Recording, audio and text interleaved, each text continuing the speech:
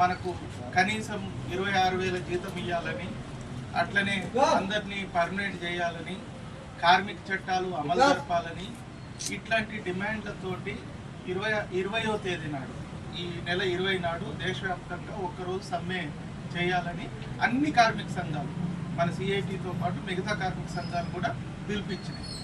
ఆ సమ్మెను మీరందరూ కూడా ఆ రోజు పనిపని చేయాలి, అందరూ ర్యాలీలో పాల్గొనాలి, మీటింగ్ పెట్టాలి.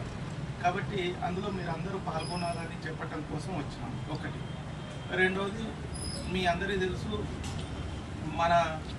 మీ కమిటీ మార్చుకున్న ముందు కేంద్రంలో ఉన్న బీజేపీ ప్రభుత్వం 29 చట్టాలను కుదిస్తూ 4 లేబర్ కోడ్లను తీసుకొచ్చింది.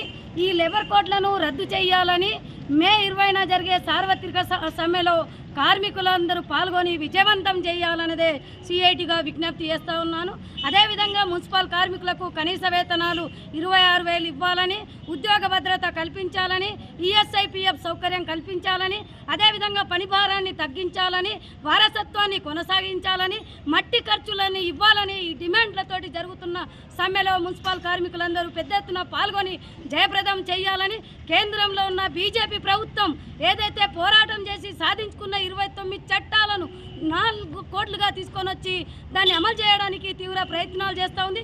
ప్రజలపై భారాలు మోపుతూ ఉంది. కార్పొరేట్లకు ఇవాళ రాయితీలు ఇస్తూ ఉంది. ఇవాళ ఏదైతే ప్రభుత్వ సంస్థలను మొత్తం తీసుకొని పోయి ప్రైవేటీకరణ చేస్తూ ఉంది. జాతీయ సంపదను తీసుకొని పోయి ఏదైతే ఇవాళ అంబానీ ఆదాని కాళ్ళ దగ్గర పెడతా ఉంది, అది సరైంది కాదు. ప్రైవేటీకరణను ఆపాలని, అదేవిధంగా ఇవాళ ఏదైతే జాతీయ సంపదను ఇవాళ ప్రజలకు అనుకూలంగా చేయాలనేదే బీజేపీ ప్రభుత్వం విధానాలను తిప్పికొట్టాలనేదే సిఐటిగా డిమాండ్ చేస్తూ ఉన్నాం. ప్రజా సమస్యలను పరిష్కారం చేయాలి అనేదే ఇవాళ పెట్రోల్, డీజిలు, అదేవిధంగా గ్యాస్ ధరలు విపరీతంగా పెంచింది. ప్రజలకు ధరలను భారాలు మోపుతా ఉంది. భారాలను తగ్గించాలి అనేది, రైతులు ఏదైతే పెద్దలకు ఇస్తూ ఉందో రైతులు పేదలకు ఇవ్వాలనేదే సిఐటిగా డిమాండ్ చేస్తూ ఉన్నాం. ఈ సార్వత్రిక సమ్మెలో కార్మికులందరూ పాల్గొని మున్సిపల్ కార్మికులు జయప్రదం చేయాలనేదే విజ్ఞప్తి చేస్తున్నాం.